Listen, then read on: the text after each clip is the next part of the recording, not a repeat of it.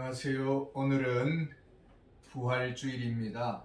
요한복음 20장 19절 말씀 가지고 우리 가운데 계신 예수님이라는 제목으로 은혜를 나누고자 합니다. 이날 예수님이 부활하신 날입니다. 안식 후 첫날, 주일날입니다.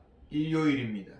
새벽에 예수님을 찾던 제자들이 있었습니다. 막달라 마리아, 사도 요한, 베드로. 무덤에 예수님의 시체는 없었습니다.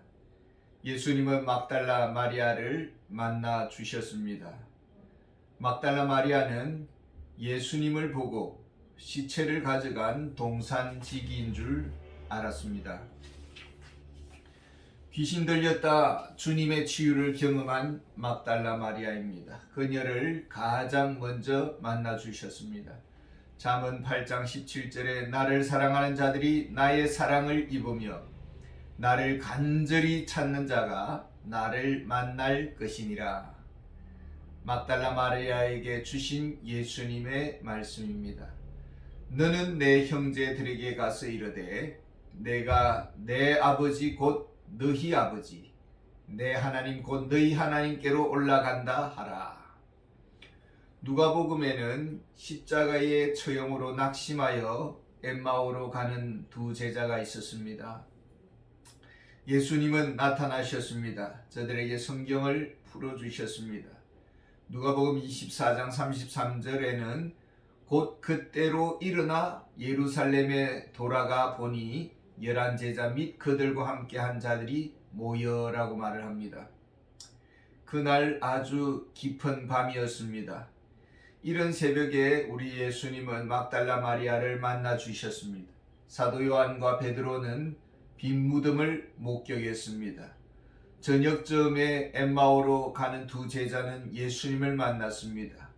이제 그들이 예루살렘의 제자 모임에 합류했습니다. 하루 동안 우리 주님은 바쁘셨습니다. 이곳저곳 다니시면서 부활의 모습을 나타내셨습니다. 이제 제자들이 모인 곳에 찾아오신 것입니다. 굳이 이곳에 오실 만한 가치가 있을까요? 제자들입니다. 도망갔던 자들입니다. 베드로는 예수님을 3번이나 모른다고 부인했고 저주까지 했습니다.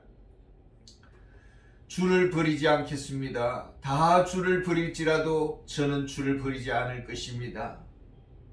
실력은 없고 자신만 만만한 베드로, 별로 반갑지 않습니다. 그런데 왜 찾아오시는 것입니까? 지금 제자들은 한 장소에 모였습니다. 예수님의 부활을 목격한 자도 있습니다. 막달라 마리아도 부활의 소식을 전했을 것입니다. 화제는 예수님의 부활이었을 것입니다. 한편으로는 걱정이 앞섰습니다. 유대인들은 적대적이었습니다. 언제 이 제자들을 또 끌고 갈지 모릅니다. 십자가 처형을 당할지도 모릅니다. 이런 살벌한 분위기를 감지하고 있었습니다. 지금 분위기가 좋지 않습니다. 내심 부활의 예수님을 의심하고 있었습니다. 정말 예수님이 부활했을까? 환상이 아니었을까? 막달라 마리아가 지금 헛소리하고 있는 것이 아닐까? 엠마오로 가던 두 제자가 헛개비를 본 것이 아닐까? 저들은 의심하고 있었습니다. 마가복음 13장 13절에 두 사람이 가서 남은 제자들에게 알리었으되 역시 믿지 아니하더라 이렇게 말씀하고 있습니다. 부활의 예수님을 믿지 않았습니다. 누가복음 24장 37절에 보면은 그들이 놀라고 무서워하여 그 보는 것을 영으로 생각하는지라 예수께서 이르시되 어찌하여 두려워하며 어찌하여 마음에 의심이 일어나느냐. 분명 부활 소식을 들었습니다. 무시했습니다. 헛소리로 여겼습니다. 불신앙이 가득했습니다. 의심의 먹구름으로 그 누구의 말도 듣지 않는 강팍함이 있었습니다. 이것이 제자들의 실력이었습니다. 예수님은 찾아갔습니다. 제자들은 어떻게 모여 있었습니까? 모인 곳의 문들을 닫았더니 단절 상태에 있었습니다. 사람이 두려웠습니다. 자칫 죽을 판입니다. 신앙의 색깔을 내세웠다가는 예수님 꼴이 날 것입니다. 소위 개죽음 당하기 싫었습니다. 세상과 담을 쌓았습니다. 문을 닫아버렸습니다. 세상과 소통하고 싶지 않았습니다. 종교 지도자들의 시기가 십자가 사건을 부채질했습니다. 예수님의 무죄를 알면서도 고의적으로 사형 판결을 내린 정치꾼 빌라도, 더 이상 세상 믿을 사람 없었습니다. 세상을 지내오신 우리 성도님들, 교회 다니시랴 또 직장 다니시랴 호의적이지 않는 세상 풍토입니다. 교회 다닌다는 말도 꺼내기 어렵지는 않았습니까?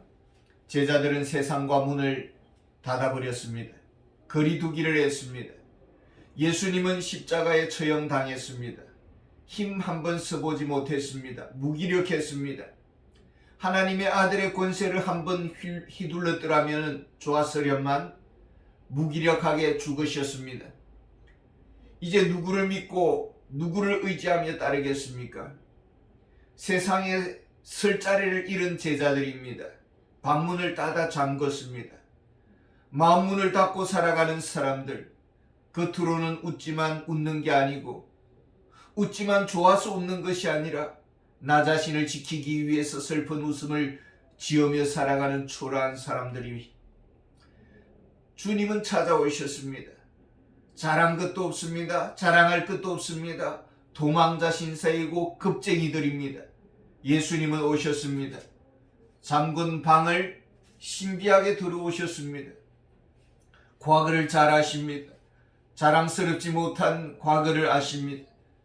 예수님을 저주했고 배신했고 도망갔습니다. 주님은 찾아오셨습니다.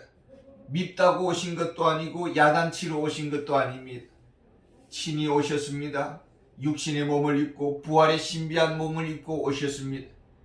눈, 코, 입, 머리, 못자국 난 상처의 흔적을 가지고 옆구리에 참자국의 구멍을 가진 채로 오셨습니다.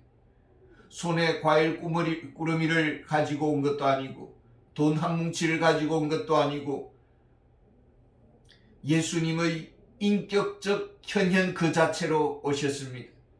최고의 선물이 무엇일까요? 복입니까? 돈입니까? 만사형통입니까? 복의 권한이 무엇입니까? 예수님이십니다. 예수님 한 분으로 충분합니다. 예수님 안에 모든 것이 있습니다. 예수님은 어떤 분으로 오셨습니까? 오사 가운데 서서 제자들 가운데 섰습니다. 중심에 오셨습니다. 예수님은 만왕의 왕이십니다. 모든 인류의 중심이십니다. 언제나 중심에 서셔야 하시는 분이십니다. 최고의 찬사와 영광을 받으셔야 하실 분이십니다. 언제나 제일 중앙에 오셔야만 하시는 분이십니다. 교회의 머리가 되십니다. 그 누구도 중심의 자리를 차지하려고 해서는 안 됩니다. 제일 센 척해서도 안 됩니다. 주님이 가장 세십니다. 주님이 가장 높으신 분이십니다. 항상 우리는 조심해야 되고 몸을 낮추어야 합니다. 설교가 제일 중요한 것이 아닙니다. 예수님이 제일 중요하십니다. 직분이 제일 중요한 것이 아닙니다. 예수님이 제일 중요하십니다. 예수님은 무엇을 하십니까? 말씀하십니다. 몸을 입고 말씀으로 오신 예수님, 말씀이면서 말씀하십니다. 거기 계시며 말씀하시는 하나님이라는 프란시스 셰프 목사님의 책 제목이 있습니다. 거기가 어디일까요? 거기가 바로 말씀입니다. 말씀 안에서 우리를 만나주시는 예수님이십니다. 말씀을 통해서 교제를 나누시는 예수님이십니다. 제자들에게 주시는 선물이 무엇이었습니까? 너에게 평강이 있을지어다. 평강이 있을지어다 한다고 평강이 있습니까? 평강은 어디서 오는 것입니까? 예수님이 주셔야 되고 예수님이 임재하시는 곳에 평강이 오는 것입니다. 불안, 두려움, 의심은 어디에서 온 것입니까? 예수님의 임재 가운데 가지 않았습니다. 내가 한가운데 서 있었고 내가 주인으로 될 때에 불안과 두려움과 초조의 파도 타기를 하기 시작하는 것입니다. 평강은 주님이 임재하셔야 합니다. 주님이 안식을 주셔야 우리는 잠을 잘 수가 있고, 주님은 사랑하는 자에게 잠을 주신다고 했습니다. 왜 영혼이 피곤합니까? 만사가 짜증스럽습니까? 주님보다 앞서갔기 때문이고, 주님의 임재를 기다리지 않았고, 주님의 도우심을 구하지 않았습니다. 만약 오늘 주님이 여기에 오신다면 어떤 마음을 가지겠습니까? 오 주님 어서 오시옵소서라고 설레이는 마음으로 모실까요? 오 주님 너무 사랑합니다. 어서 오셔서 내 마음에 계시옵소서라고 주님께 찬양 드릴까요? 아니면은 부끄러움을 느끼고 수치심을 느끼고 죄송한 마음뿐입니다. 후회하고 주님의 희생, 주님의 헌신, 그 사랑 앞에 바르게 응답하지 못하고 살아왔습니다. 언제나 내 뜻을 굽히지 않았습니다. 주님의 일을 강 건너 불구경하듯이 했습니다. 이 다음에 열심히 할 것이다. 돈을 많이 벌면은 주님의 교회에 헌신할 것이다 라고 생각하지는 않았습니까? 어떤 연세 드신 목사님께서 저에게 물었습니다. 김 목사는 은퇴 후에 무엇을 할 계획이야? 그래 물었습니다.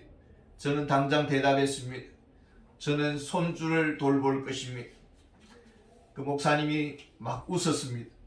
아마 주를 위해 더 많은 일을 계획하고 있는 줄 생각했던 것 같습니다. 그러나 저는 손주를 보겠다고 했습니다. 지금 열심히 일하고 사명의 기회가 주어질 때 충성하고 은퇴 후에 뭐 많은 일을 하겠다고 하는 거 그렇게 좋은 생각은 아닌 것 같습니다. 오늘 내게 주어진 시간에 오늘 내가 주님의 임재 가운데 설교를 준비하고 오늘 내가 주의 임재 가운데서 헌신하지 못한다면 은퇴 후에 언제 우리가 주님의 임재 가운데서 헌신하겠습니까? 그때는 기력도 없습니다. 뭐 일한다고 해도 사람들이 응원해 주지도 않습니다. 충성할 기회에 헌신할 것입니다. 주님의 오심 앞에 한 점 부끄러움이 없기를 원합니다. 주님의 오심 앞에 늘 즐거워하기를 원합니다. 주님과 동행하는 기쁨 가운데 살기를 원합니다. 그래서 가장 행복한 자, 주님의 임재 가운데 늘 평안 가운데 거하시는 우리 모든 성도님들이 되시기를 바랍니다. 감사합니다.